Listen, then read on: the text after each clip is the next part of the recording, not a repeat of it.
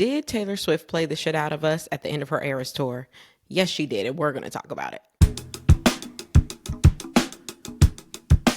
By the way, I'm KJ Miller. I am a founder, a lecturer, a content creator. I love talking about all things pop culture and business. If you like any of that, you should subscribe. Now let's chat about Ms. Swift. About an hour ago, I put up a TikTok saying that Taylor had played the shit out of us at her last show because she had spent the last 5 shows giving us this little countdown only to count all the way down and wave. Now, ma'am, you knew when you were doing that countdown that we were all going to conclude that we were going to get some sort of surprise at the end of the countdown, because if you were just counting down the number of shows, we can all do basic math. We knew we knew how many shows were left. So of course we concluded you were counting down to something else, to some form of surprise or announcement. Well, no, she was not. Okay. She was in fact just counting down the shows. And I maintain it is because she was having fun with us. She was basically saying, look at y'all out here clowning for no goddamn reason. Look what I'm out here doing. I've been on tour for 2 years. I've grossed $2 billion. I've broken every record. Y'all need to be happy for what you got and stop expecting me to deliver something new, drop something new, announce something new every 3 seconds. Really, that's what she's saying. And frankly, I respect that. I do. I absolutely respect that. As I said over on my TikTok, I am hanging up my clown hat. I barely had it on, to be clear. I barely had it on. I really did not participate all that much. But yes, I mean, if you're giving us a countdown, I'm thinking we're counting down to something. So I did participate, and I think that was her teaching us a lesson. And my broader point here is that I personally think Taylor is moving into a new era. Not just a new musical era. Obviously, she's going to give us a new musical era. She's made it clear. She's still going to keep singing songs and going on tour and everything else. So of course, we're going to get more music from her. I think she is entering into a new era in terms of how she plans to show up for her fans and how she plans to engage with her fans. I think we're entering a new era. Now, in some respects, we already have, right? Like, we know she used to bake cookies and invite people over to her mama's house. She's not doing all that, okay? So she has already progressed from what she used to do in terms, posting on Tumblr all the time, all of that. She's already progressed past that. But I think we're about to enter into an even, I would say, more closed door era as it relates to her fans. And frankly, I think that makes a ton of sense. One, she is older now. She's about to turn 35 years old. She has been in this game for 2 decades, giving so much of herself. I think it makes sense if she wants to close some doors a little bit and just be like a little bit more arm's length, a little bit more here. Okay, she was here. Now she wants to be here. I respect that. And I almost think she has been using all these little so-called Easter eggs that turned out not to be Easter eggs at all, to retrain us, to train us out of thinking that she is always going to give. I think this is her saying, you know what? I have given quite a lot, and I love y'all. I love the fans. I love this relationship we have. I'm always going to continue to love it and appreciate it. But also, I'm a grown woman and I'm about my grown business.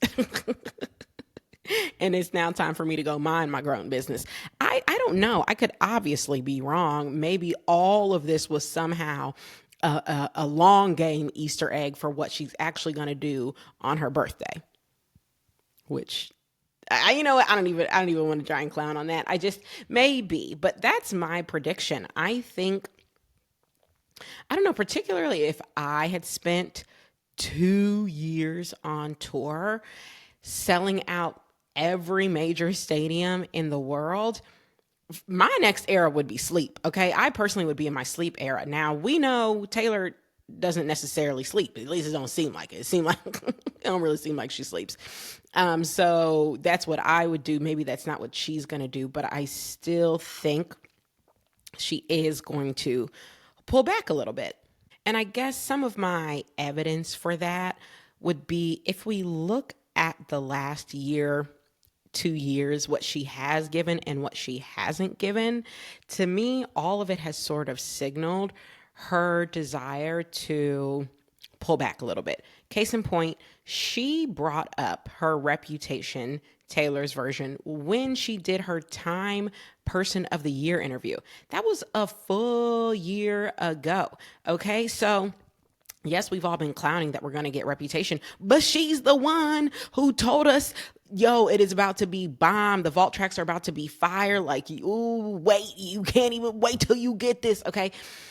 She's the one who, in some ways, almost ignited the clowning, only to wait a whole year and give us nothing as it relates to reputation. She's given us a lot, to be clear, but as it relates to reputation, give us nothing. That to me feels like her being like, yeah, there's a lot that I could give you. I got tracks on tracks on tracks, stacks on stacks on stacks. I could drop whole albums every week if I wanted to. That's how much music I'm out here making. But I don't want to.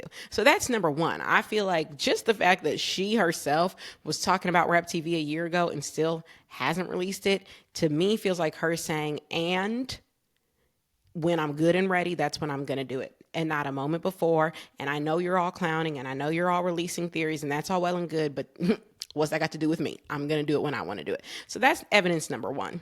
Okay, evidence number two. I think a lot of people thought and maybe hoped and expected there would be a bit more involvement as it relates to politics from Taylor, particularly after seeing the Miss Americana documentary several years ago, seeing her speak up then. I think, from what I saw on the internet, there were a number of people who sort of hoped there would be a bit more vocalizing, particularly I think when her tour first started. There were a lot of people saying like, oh, she has a number of LGBT people on her dance team and in her crew, but we're not really seeing her speak out against all of the kind of terrible things happening in these states as she's touring through them, speaking out against some of the terrible things happening within the LGBT community. I don't know if you guys remember that discourse. I do. And then even as we got closer to the election, I think some people were thinking like, oh, is she going to have an event with Kamala, invite Kamala on stage? Is she going to show up at a thing?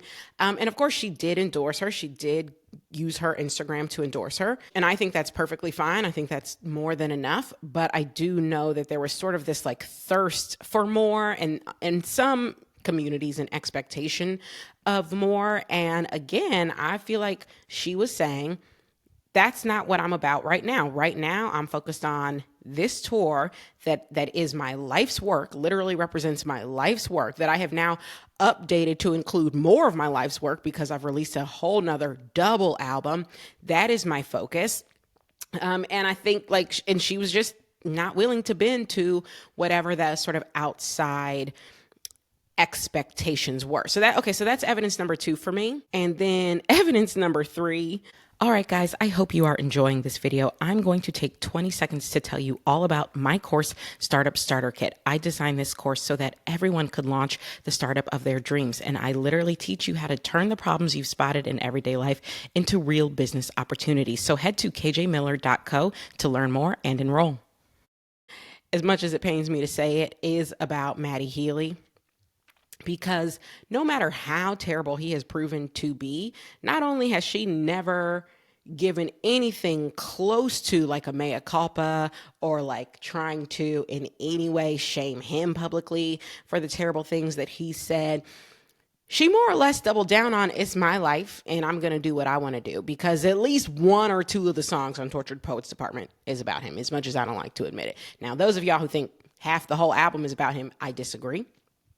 But is at least one or two of the songs? Yes. Okay. Fully the smallest man who ever lived. I think we can all agree. All right. God bless it. But to me, even her singing that song, that to me even was her saying like, the problem isn't that you're a scumbag. The problem is that you didn't treat me right. Which was kind of the vibe of however many songs on that album were about him. The vibe was not, you're such a terrible, racist, degrading human being. The vibe was, you broke my heart and you're terrible because you broke my heart. Which, again, say what you want, feel how you want. To me, that is her saying, yes, I hear everything y'all are saying about this man, and I don't care. I felt what I felt. I had the relationship I had. It lasted for however many years. moments, months it lasted, and that's between me and him and my feelings and my diary, my journal, and now I'm giving it to you in this album. But what I'm not going to do is accept any feedback. Keep your feedbacks, because this is about me and what I want to do and what I want to sing and who I want to love, and so on and so forth. So if I take all of this evidence together, the conclusion that I am left with is her new era is I'ma do me. Okay. And I personally, how do I feel about that? I think I feel fine. You got to remember, I've been a Beyonce fan for a long time, and Beyonce been in that era. Beyonce has stayed in that era. It's only gotten more and more extreme, the extent to which she really don't fuck with us like that. So like I'm used to it. I've been a Beyonce stan like half my whole life. I'm used to Beyonce being extremely arm's length. I'm talking about extremely arm's length with us. I mean, even when it comes down to Lemonade, I think most of us as fans, we were not ready to forgive Jay-Z, but she said, look, it's forgiven. By the time I put this album out, it was forgiven. So y'all are just now finding out about it and y'all are getting mad, but I'm already over it. Okay. I have forgiven this man, and we're back. We're back.